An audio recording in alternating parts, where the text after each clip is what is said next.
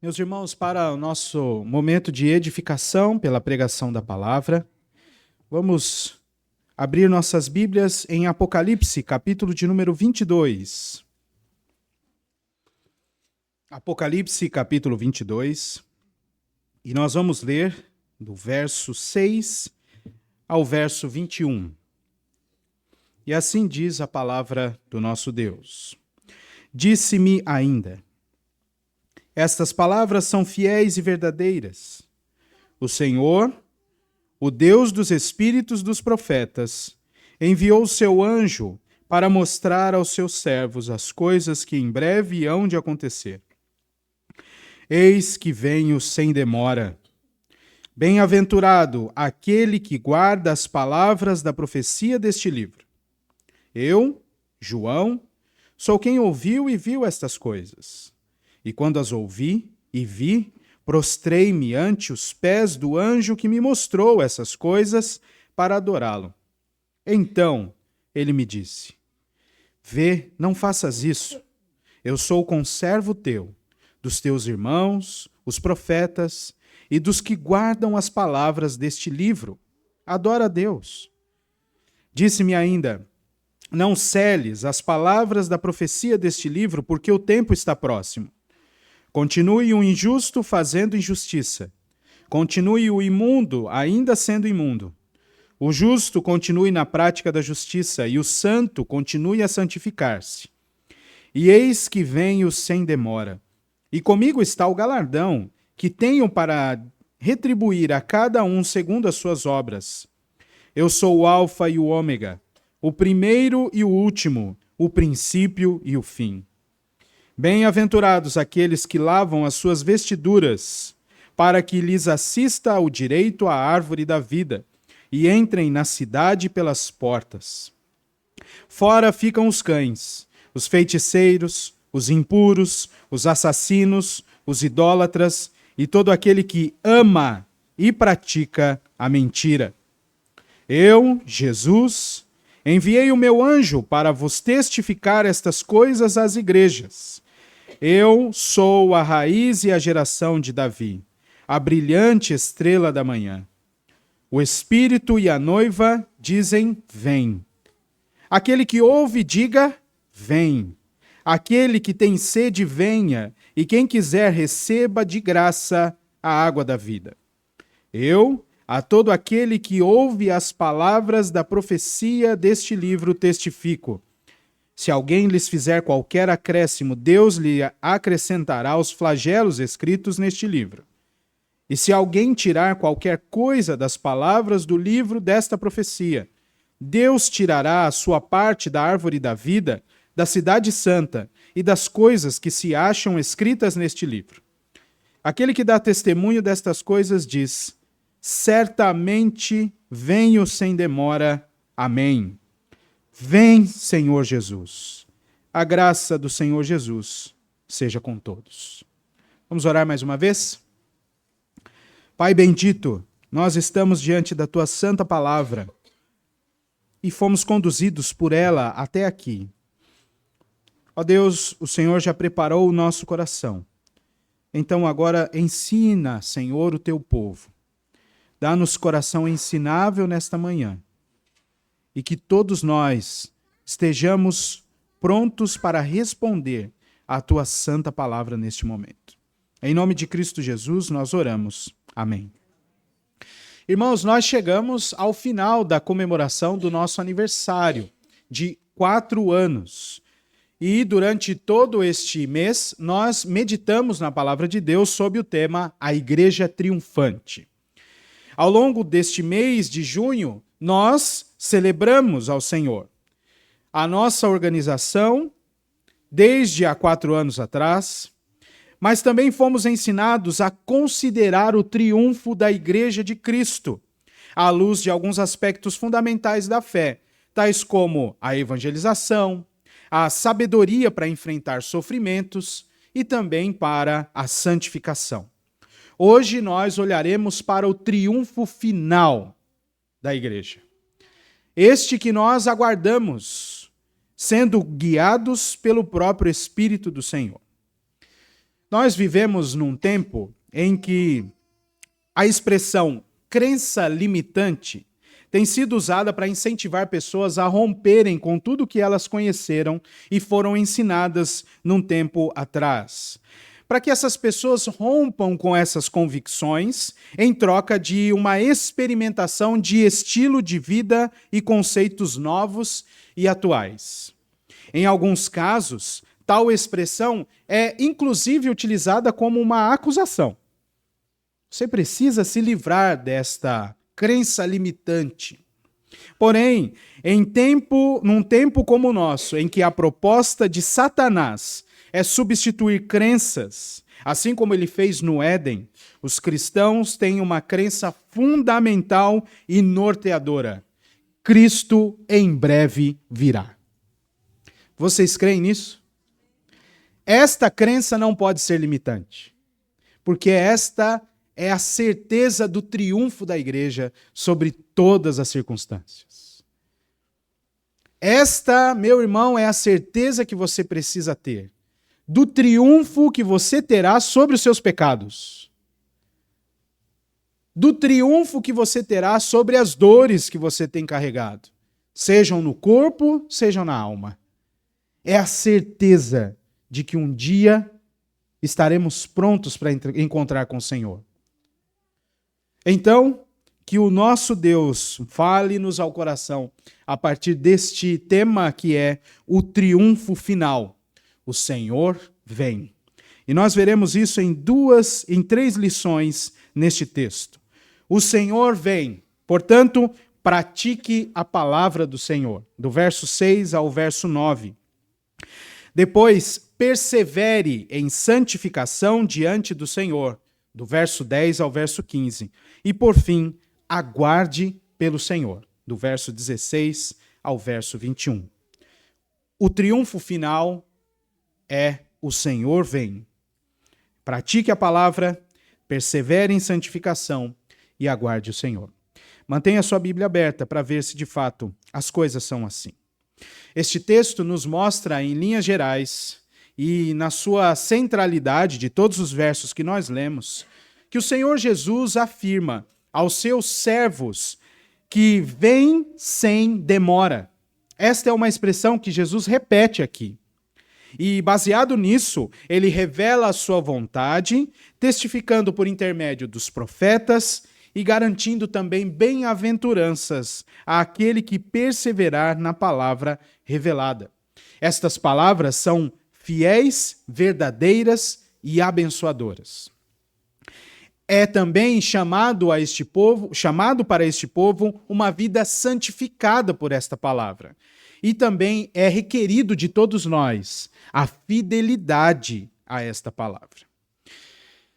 Este texto fala muito ao coração de todos nós, mas também deveria abordar o coração de todo mundo, porque a falta de constância e orgulho que põe tudo que não seja a si próprio sob júdice e desconfiança são características da humanidade.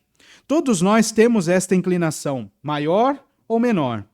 O Senhor, porém, revela seu plano perfeito de forma indelével, fazendo com que todos sejam indesculpáveis. Somente com uma transformação completa do coração realizada pelo Espírito Santo de Deus é que é possível crer na palavra do Senhor e nela perseverar enquanto aguarda o cumprimento de todas as promessas. Ninguém por si só conseguirá crer nisto aqui. Ninguém por si só desejará encontrar-se com o Senhor. É somente uma ação transformadora na atuação do Espírito Santo. Meus irmãos, o Senhor vem.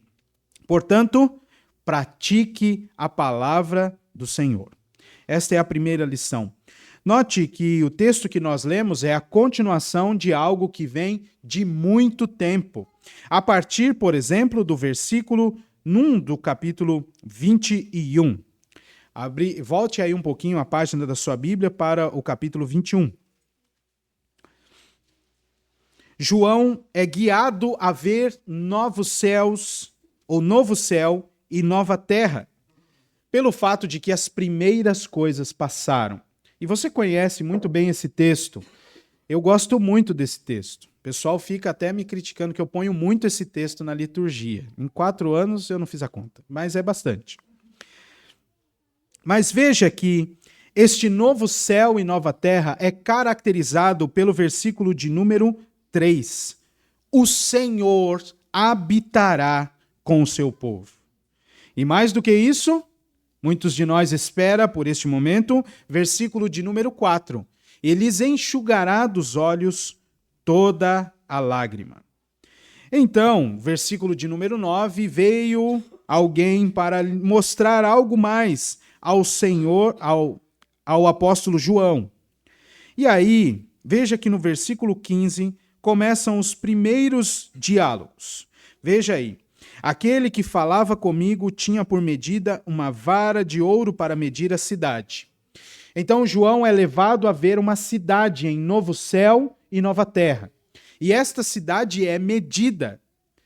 E está tudo certinho, medidas exatas. E esta cidade tem muralhas muito fortificadas. E o versículo 19 nos mostra que o fundamento desta muralha é feito de pedras preciosas. A cidade não precisa nem mesmo do sol, porque o cordeiro está no meio dela. Versículo de número 23. E aí, meus irmãos, aparece o versículo 1 do capítulo 22. João, vendo estas coisas, também vê um rio de água da vida, brilhante como cristal. E por fim, no versículo de número 5, nós vemos esta afirmação interessante. Não haverá noite, nem precisam eles de luz de candeia, nem da luz do sol, porque o Senhor Deus brilhará sobre eles e reinarão pelos séculos dos séculos. Aí vem o disse-me ainda. Então João está vendo muita coisa e está sendo instruído sobre muitas coisas, sobre o dia final e sobre a habitação eterna do povo de Deus. É preciosíssimo aquilo que tem lá. Mas vê, são figuras para que nós tenhamos um pouquinho de ideia do que será o céu, ou o novo céu e a nova terra. Aqui só tem elemento precioso, pedras preciosas, ouro puro, cristal. Só coisa fina para mostrar a preciosidade.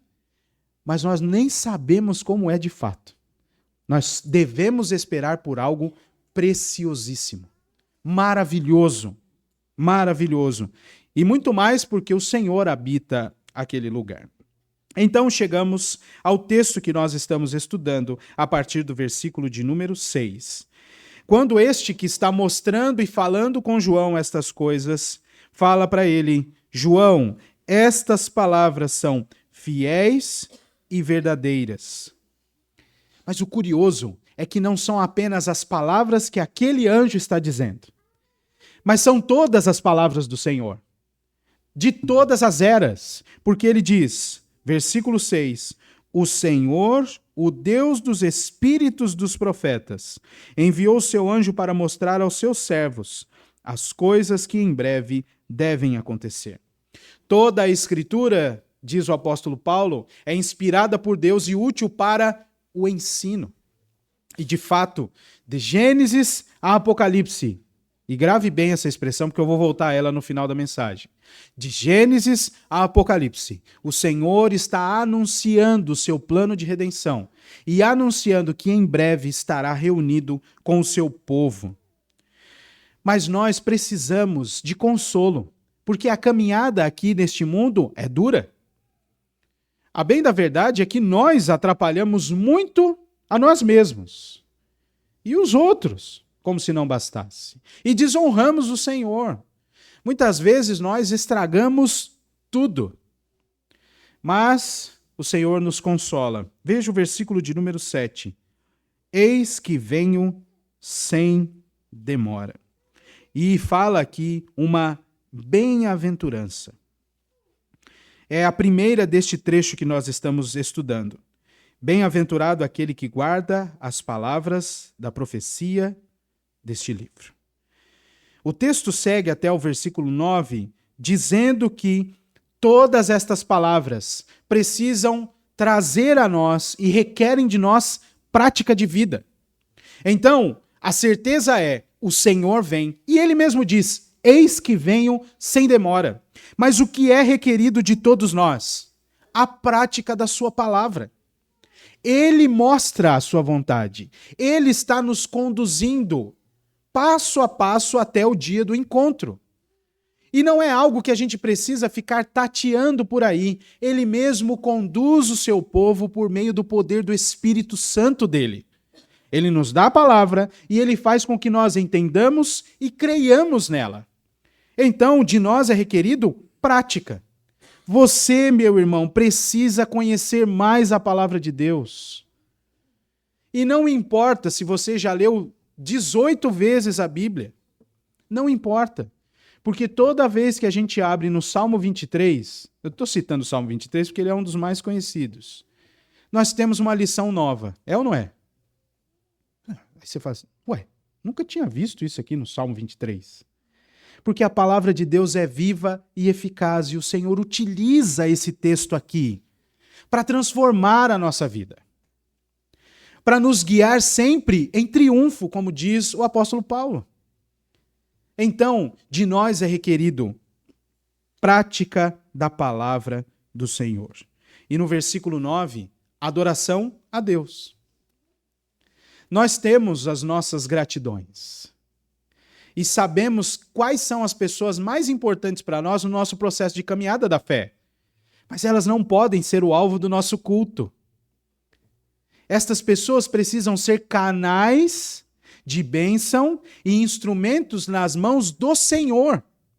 Nós temos nossos queridos, a quem nós agradecemos muito, que nos confrontaram no momento de pecado, ou até mesmo as pessoas que nos instruíram nos primeiros passos da fé. A gente precisa nutrir gratidão, mas estas pessoas devem nos conduzir a Deus. Deus revelou-se para que nós o conheçamos, creiamos nele e respondamos a ele, segundo aquilo que ele mostrou para nós. O Senhor vem, pratique a palavra do Senhor. E quando nós estamos muito inteirados da palavra do Senhor, nós somos levados à adoração. Todas as vezes aqui em Apocalipse, que João contempla algo, ele cai de joelhos prostrado. Lembra disso na sua leitura? Ele cai, e da primeira vez, lá da visão do trono, ele caiu como que morto. Mas Isaías também teve um encontro desse com o Senhor. Isaías capítulo 6, no ano da morte do rei Uzias, eu vi o Senhor assentado no alto e sublime trono. Qual foi a conclusão dele? Ai de mim. Nós precisamos ser conduzidos pela palavra desta maneira. Você não conseguirá ter uma vida de intimidade com o Senhor se não for por intermédio da palavra. Tem um monte de reuniões que são feitas para que você tenha uma imersão no Espírito Santo, para que você tenha mais intimidade com o Senhor. Mas a palavra de Deus diz: a intimidade do Senhor é para aqueles que o temem, aos quais ele revela a sua vontade. É possível estar extremamente ligado ao Senhor. E ele já nos deu o que nós precisamos, a palavra. Pratique a palavra do Senhor, porque há uma bem-aventurança. De novo, o versículo de número 7. Bem-aventurados aquele que guarda as palavras da profecia deste livro. O Senhor vem. Portanto, pratique a sua palavra. E em segundo lugar, tenha uma vida de santificação. Persevere em santificação diante dele. Veja que o versículo 10 mostra que o anjo que começou falando ali no capítulo 21, mas também disse aqui no verso 6, disse-me ainda, agora dirá mais coisas. No versículo de número 10. Não celes, João, a palavra da profecia deste livro, porque o tempo está próximo. E aí vem este versículo 11. O injusto, fazendo injustiça, continue. E o imundo, continue. E o justo, porém, continue na prática da justiça. E o santo continue a santificar-se. E aí vem a expressão maravilhosa de novo. Eis que venho sem demora. Meus irmãos, não há como ter uma transformação de vida se não for pela palavra. Estas coisas maravilhosas que João viu e que ele testificou, como ele disse no verso 8. Pense se essas coisas ficassem reclusas.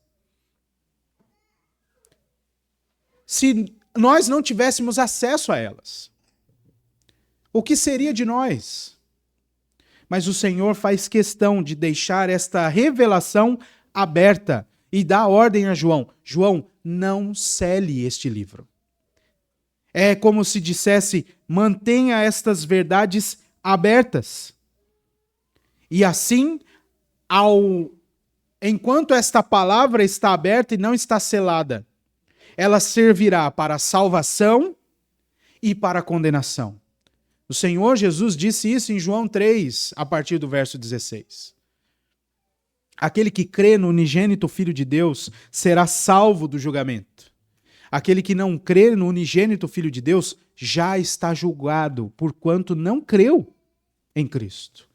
Então, estas palavras se coadunam muito bem com este versículo de número 11.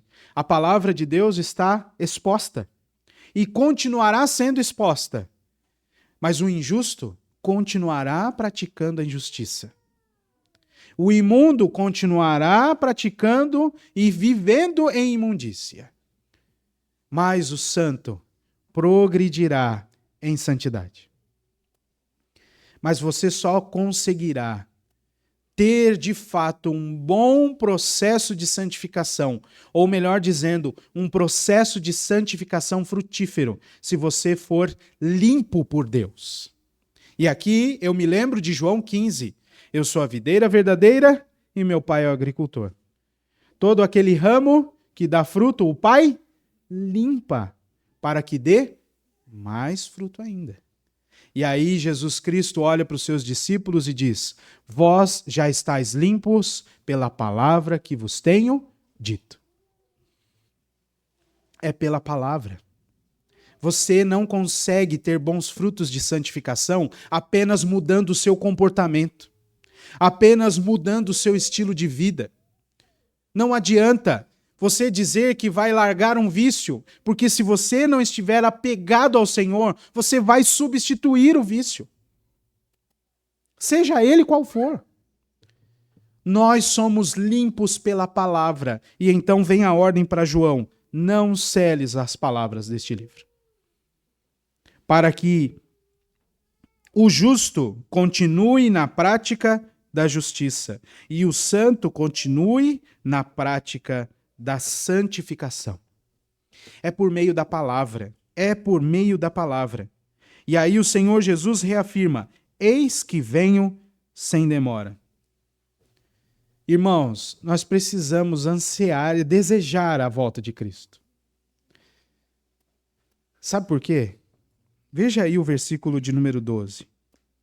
Comigo está o galardão que tenho para retribuir a cada um segundo as suas obras. Lembra aquela coroa de glória imarcessível nos céus, preparada para aqueles que creem no Senhor, como diz o apóstolo Pedro no capítulo 1 da primeira carta? Isso está guardado para nós, para o povo de Deus, para os santos. Não vai perder a glória, por isso ela é imarcessível. E o Senhor vai trazer consigo no dia final.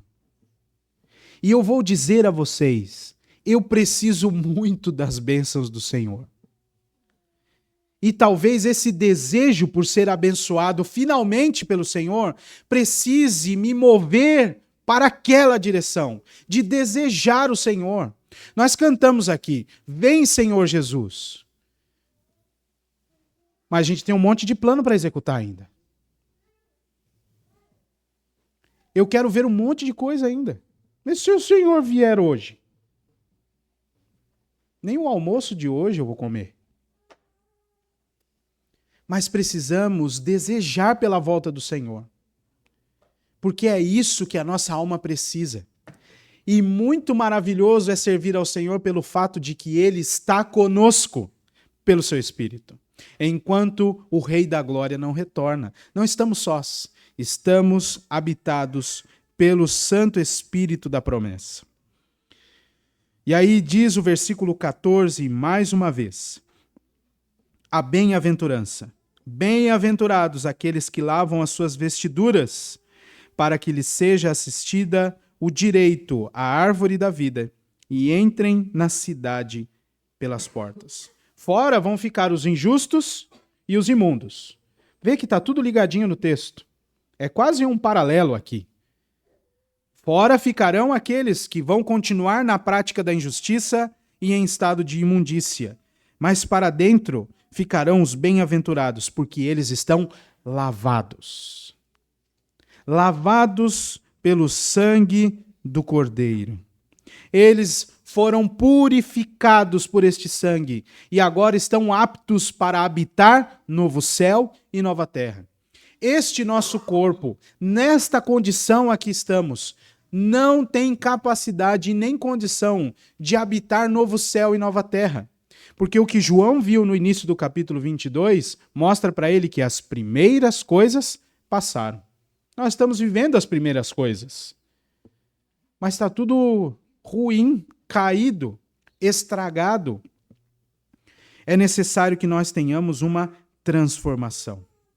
Mas como você me ouviu dizer, de Gênesis a Apocalipse, o Senhor anuncia esta redenção. E este texto precisava te fazer lembrar de Gênesis 3. Esta bem-aventurança do versículo 14 precisa te lembrar de Gênesis 3. Porque nós estamos esperando o triunfo final. E naquele dia, em Gênesis 3, o homem e a mulher pecaram contra o Senhor. Desobedeceram Deus. Praticaram injustiça e estavam num estado de imundícia. Mas o Senhor, por sua misericórdia, os tirou do jardim e não deixou eles entrarem mais. Lembra disso? E que mais Deus fez? Gênesis 3, versos 22 a 24. Deus não permitiu que eles tomassem do fruto da árvore da vida, para que eles não permanecessem eternamente naquele estado de queda. Não permitiu que tomassem do fruto e também foram expulsos do jardim. E aí nós viemos para esta peregrinação, para a qual o Senhor já prometeu que haverá um fim. Eis que venho sem demora. E aqueles que estiverem lavados no sangue de Jesus e pela palavra, poderão adentrar não mais o Éden. Eu não tenho saudade do Éden. Não tenho. Porque não é o meu lugar. O meu lugar é o céu. É a grande cidade. Com as medidas exatas, vistas por João no capítulo 21 e no capítulo 22. A cidade está edificada. E na casa do nosso Pai há muitas moradas. E o que é que tem lá? A árvore da vida. Ah, gente, isso é muita bênção, não? Esta é uma glória maravilhosa que deveria nos encher de motivação para continuar servindo ao Senhor no Evangelho. Ele já tem tudo preparado e nos limpará de todas as nossas injustiças, e são muitas. Mas além disso, Ele nos dá a garantia de que nós viveremos eternamente com Ele. Agora, o livre acesso aberto pelo sangue de Cristo, nos dará condições de adentrar os portais celestiais, a cidade perfeita, e tomar do fruto perfeito que nos dá vida eterna. Fora ficam os cães, mas dentro ficam todos aqueles que foram amados e resgatados no sangue de Cristo. Este é o triunfo final. Não há derrota para o povo de Deus. Não há derrota para a igreja de Cristo. E nós já podemos desfrutar destas vitórias. Mas aqui não é o fim. Então, quando alguém peca, é tristeza e vergonha para o Evangelho. Mas ainda não é o fim. Quando alguém vai embora da igreja, a gente fica com o coração doído. E fica até na dúvida se era crente ou não. Mas esta certeza virá no dia final. O mundo está virado de cabeça para baixo. Mas ainda não é o fim. Tem muita gente fazendo conta de quando será a próxima guerra, quando virá o próximo vírus, quando vai vir a próxima tempestade. Tem gente que entrega a sua vida só para ser profeta do caos. Mas nós precisamos abrir a nossa boca para ser profetas da vida eterna. Tem muitos que ainda não foram chamados pelo Evangelho. E Deus utiliza a igreja e a palavra dele para chamar essas pessoas. Existe um descanso final para o povo de Deus. É o triunfo final da igreja e nós estamos indo para lá. Não podemos dar passos atrás. Continue na prática da santificação diante do Senhor. Mas uma terceira coisa esse texto nos ensina. Nós precisamos praticar a palavra, perseverar em santificação e também aguardar pelo Senhor. A partir do verso 16, nós vemos isso. Agora não é mais um anjo falando, não é mais João falando, é o próprio Cristo. Eu, Jesus, enviei o meu anjo para vos testificar estas coisas às igrejas. Eu sou a raiz e a geração de Davi, a brilhante estrela da manhã. E aí, meus irmãos, toda esta sequência do versículo 17 precisa guiar a mim e a você a esperar pelo Senhor. Porque o Espírito de Deus e a noiva, que é a igreja, dizem: vem. Aquele que ouve as palavras desta profecia também diz: vem. E aquele que tem sede, venha. E quem quiser, receba de graça a água da vida. Aquela palavra dita para o Senhor Jesus, para a mulher lá no poço de Samaria, é uma promessa a todos aqueles que estão sedentos e que são tirados desta condição. Porque quando o Espírito Santo de Deus habita o coração do crente, rios de água viva fluem sem mais ter fim. E o Senhor continua fazendo isso conosco. Mesmo que seja que você esteja vivendo um momento em que tem só uma gotinha pingando. Mas não vai parar. Porque não é você e nem suas obras que vão determinar a condução da água da vida em seu coração. E sim o Senhor. Nós precisamos, na verdade, pedir para que o Senhor venha. E aí, então, nós sejamos dessedentados como as torrentes do Negueb. Já viu esse vídeo? É bonito. Depois procura no YouTube. Quando o salmista lembrou das torrentes do Negueb, é porque é um lugar árido em determinada parte do ano. E então as geleiras de um lugar vão sendo derretidas e todo aquele lugar vai sendo repleto de água. Águas fortes, correntes. Talvez você já teve a oportunidade de ir, talvez se lembrará desta minha citação e procurará o vídeo. Mas quem já foi em cachoeira sempre tem o alerta com a tromba d'água, não é? Tem que tomar cuidado. Do nada, chega. E chega violentamente. Assim pode ser ilustrada a ação do Espírito Santo no coração do crente, que vai manter sempre água viva a jorrar, mostrando para nós quem é Cristo, sua vitória e nos levando a desejar o seu retorno. Provavelmente as suas ações não demonstram que você está querendo que o Senhor volte. E isso é uma grande e triste realidade. Nós nos perdemos muito rápido em nossas idolatrias, mas o Senhor vem. Ele vem sem demora e há uma bem-aventurança para todos aqueles que o aguardam. E aí fica toda esta exortação para nós do finzinho do texto, no verso 18 até o verso 19. É a palavra de Deus que nos guia. Nós lemos na liturgia o Senhor Jesus falando isso lá no Monte das Oliveiras. Ele disse aquilo. No Sermão da Montanha, não tira nem um i, nem um tio, e não ensine isso. Porque senão, vocês não entrarão no reino dos céus. E aqui de novo, qualquer um que tirar qualquer coisa desta palavra de profecia, ou até mesmo fizer um acréscimo a ela, não terá parte na árvore da vida, e nem na cidade santa, e nem das coisas que estão registradas neste livro.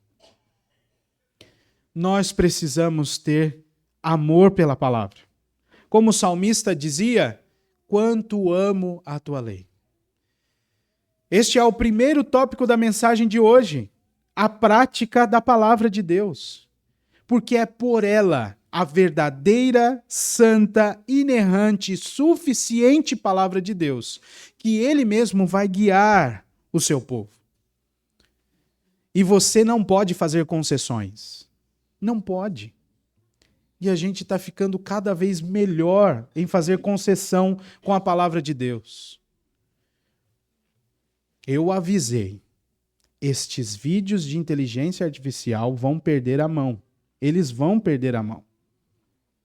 E não é que perderam? Começou a aparecer um Jesus aqui, um outro céu ali. Enquanto estava, eu sou o Josué e estou aqui na arca. Estava engraçado. Eu falei errado mesmo, não tem problema. Enquanto estava assim, estava engraçado. Mas quando começou a envolver o nome do Senhor, a figura do Senhor, as imagens que são proibidas, será que a gente continua consumindo? Você precisa frear isso, porque veja o texto dizer mais uma vez, qualquer um que fizer um acréscimo às palavras da profecia sofrerá com os flagelos prometidos aqui. E qualquer que suprimir a palavra também terá esta supressão. Não poderá tomar do fruto da árvore, e nem entrar na cidade santa, e nem receber as bem-aventuranças que aqui estão. Você precisa levar Deus a sério. E Deus é revelado em sua palavra. Então, confie na palavra e aguarde o Senhor por meio da palavra dele. E pela terceira vez, no versículo 20, o Senhor Jesus afirma: certamente venho sem demora, amém. O pessoal de Balneário já está cheio de me ouvir dizer que amém não é pergunta. Porque não é mesmo. É um juramento solene. É uma afirmação categórica. Quando diz amém, é um voto quase. E Jesus disse amém nas próprias palavras dele. Não vai falhar isso aqui. Certamente venho sem demora, amém. E ele não perguntou para João, amém, João? É uma afirmação categórica, um juramento. O próprio Cristo empenhando a sua própria palavra nesta promessa. Eu voltarei. E este é o triunfo final da igreja. O que você quer mais? Tudo bem, você pode querer um monte de coisa. Mas isso aqui que é desejado no versículo 21 já deveria nos bastar. A graça do Senhor Jesus esteja convosco. Já estava de bom tamanho. E nós precisamos desfrutar mais da presença do Senhor e de sua graça sobre nós. Portanto, meus irmãos, eu queria aplicar aqui 3 coisas. O Senhor vem. Portanto, pratique sua palavra, persevere em santificação diante dele e aguarde por ele. Ele mesmo prometeu e testemunhou e cumprirá. O povo de Deus que foi alcançado pelo Espírito Santo e chamado pelo Evangelho, crê e sempre crerá nesta promessa bendita. Irmãos, a certeza do retorno de Cristo deve fazer com que a nossa vida seja remodelada totalmente por essa verdade. Então, a primeira coisa que eu queria chamar a sua atenção é que você precisa se manter apegado à palavra de Deus. Mantenha-se apegado à palavra de Deus. Só assim você estará livre dos erros, bem como será levado à verdadeira resposta de adoração ao único merecedor. É por isso que tem um monte de culto estranho por aí. Dentro de igreja. E dentro de igreja presbiteriana. Porque a resposta ou a tentativa de resposta a Deus é baseada não na palavra, mas na própria vontade humana. Então a adoração vai sair errado, vai sair torta. Nós aprendemos hoje aqui, o Senhor revela a sua palavra. João fica maravilhado com aquilo e prostra-se diante daquele que é o promulgador daquela palavra. E aí o anjo fala assim, não, filho, eu sou igual a você. Eu sou um servo como você e como os profetas. Adore a Deus. Se você se distanciar da palavra, você não dará uma resposta adequada ao único merecedor de adoração. Veja como esta ideia de bem-aventurança por guardar estas palavras está ligada à volta de Cristo sem demora. E já apareceram vários Cristos por aí.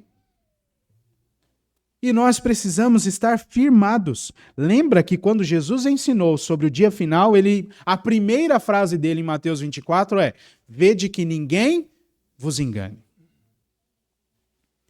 Você precisa se manter apegado à palavra de Deus. Guardemos, portanto, a palavra. Ela é fiel, verdadeira. Enquanto não vemos a realização desta promessa e da visão que João teve da Nova Jerusalém, nós devemos guardar a palavra de Deus, pois somos bem-aventurados ao fazê-lo. E não apenas isso, mas também temos acesso às palavras do próprio Deus. O mesmo Deus que falou ao seu povo por meio dos profetas. Esta estrutura, então, se alguns de nós ainda têm uma certa dificuldade, não com o livro todo do Apocalipse, mas com algumas profecias do Senhor, ou com algumas exortações da sua composição da fé, acreditem, por exemplo, nas coisas que Deus falou por intermédio deste ou daquele profeta. Lembrem-se, todos nós, lembremos-nos de que o Senhor mesmo é quem diz: eu sou o Deus dos espíritos dos profetas. Eu falei e estou falando aqui. É isso que o Senhor nos afirma. Talvez você tenha alguma dificuldade com a palavra, com alguma exortação. Isso aqui é muito contundente. Aqueles que estavam seguindo Jesus disseram a mesma coisa. Duro é este discurso, Senhor. Qual foi a resposta do Senhor Jesus? Querem ir também embora? Lembre-se que o Senhor é quem diz. Então, para você não cair em enganos de falsos profetas, de falsos ensinos, e para você tirar a prova de tudo aquilo que está sendo dito pelos pregadores sábios e fiéis, você precisa se manter apegado à palavra do Senhor. A segunda coisa, mantenha-se perseverante. Esta é uma disciplina evangélica. A perseverança. Não é à toa que isso virou até um emblema da nossa fé reformada. A perseverança dos santos. O Senhor nos dá todas as ferramentas para nos mantermos firmes, mas Ele também nos chama na prática da justiça. Lembre-se sempre daquela exortação do apóstolo Paulo aos Filipenses, no capítulo 2. Desenvolvei a vossa salvação com temor e tremor. Mas e o verso seguinte? Porque Deus é quem efetua em vós tanto querer como realizar, pelo poder dele que opera em nós. Mantenha-se perseverante. Existem angústias, existem dores, as pessoas nos traem, as pessoas mentem para nós, as pessoas pecam contra nós. Nós traímos, nós falamos mentira, nós pecamos contra as outras pessoas. Mas persevere até o fim, porque é bem-aventurado aquele que está ligado ao Senhor. E um dia tudo isso chegará ao fim. Você precisa se manter em uma vida de santificação. E por fim, além de se manter apegado à palavra de Deus, de se manter perseverante, você também precisa clamar pelo retorno do Senhor. Não é chamar a morte para si, não. Mas a gente precisa orar para o Senhor voltar. Está ficando estreito morar aqui. Daqui a pouco você já não vai mais ter controle sobre algumas situações que você tem. As crianças vão crescer. O trabalho pode não acontecer mais. As empresas acabarem com tudo. Você tomou um susto no Covid, ou não tomou? Estava tudo alinhadinho.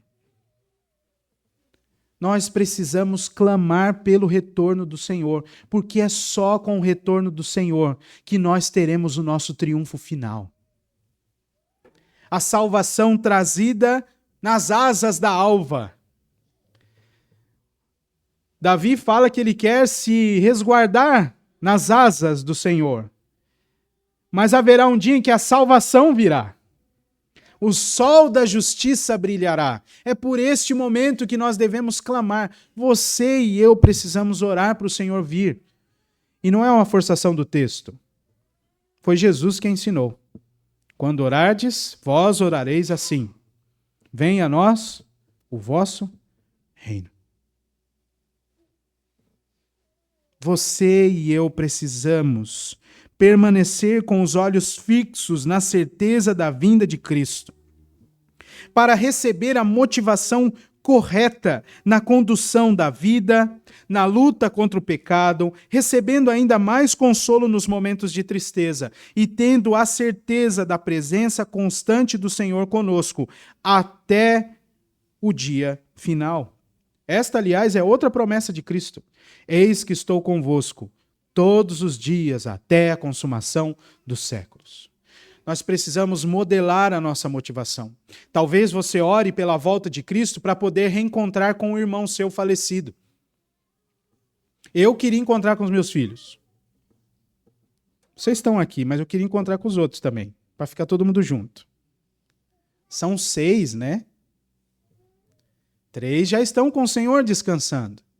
Mas essa não pode ser a minha motivação para orar pela volta de Cristo. Talvez você está lutando contra um pecado há muito tempo. Mas esta não deve ser a sua motivação primeira para pedir pela volta de Cristo. Você precisa clamar pela volta de Cristo, porque naquele dia todo olho verá. Todos verão a glória do Filho do Homem, vindo entre as nuvens com poder e muita glória. Nossa evangelização é falha. Mas naquele dia, o próprio Cristo se manifestará. Essa é a motivação para que eu e você oremos pela volta de Cristo, pela manifestação indelével, gloriosa, pessoal, poderosa do nosso Senhor Jesus Cristo. E o resto, pastor? O resto é bem-aventurança. Você não sabe como vai ser seu corpo. Eu não sei. Eu só sei que eu não vou ter mais problema de canal no dente. Isso eu sei. Só que essa também não deve ser a minha motivação para orar pelo retorno de Cristo. E quando o dente aperta, a gente quer morrer, né? Mas é nesse sentido que eu estou instruindo vocês. E também recebendo a mesma instrução. A glória do Senhor vai cobrir a terra, como as águas cobrem o mar. E é por este momento que nós devemos esperar e clamar pelo retorno de Cristo. Aqui é tudo muito bom, muito gostoso, mesmo, mas no céu é melhor. No céu é melhor. Como é que vai ser o cabelo? Não sei. Mas não vai precisar ficar fazendo botox. Mecha, como é que é o nome daquela mecha? Mecha inglesa? Não é, né? Como? Mecha californiana. Não vai precisar. Como vai ser o cabelo? Não sei. Mas vai ser melhor. É por isso que nós devemos esperar e orar. É só isso que a gente precisa fazer. Sabe por quê? Porque já está garantido. Eis que venho sem demora. É o Senhor quem vai cumprir a sua promessa. Ele requer de nós prática da palavra, vida de santidade e um desejo ardente por encontrar com Ele. Que Deus nos abençoe. Vamos orar? Pai bendito, nós somos muito gratos por saber pela Tua palavra que o Senhor nos ama e tem cuidado de nós dia a dia, nos instruindo continuamente. Senhor, os tempos são muito maus, mas nós sentimos poucos efeitos destes tempos maus, porque o Senhor nos supre em tudo, e nós te louvamos por isso. Em tempos de angústia, o Senhor nos dá paz. Em tempos de necessidade e escassez, o Senhor nos dá alimento.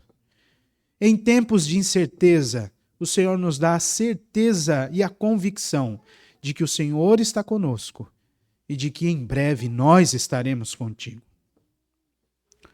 Então, ó Deus, confirma a tua obra no coração do teu povo e faz-nos mais desejosos pela tua presença revelada na tua palavra e confirmada pelo teu Santo Espírito, e também mais desejosos pelo fim de todas estas coisas, para vermos o triunfo final do Senhor Jesus Cristo e do corpo dele, que é a igreja.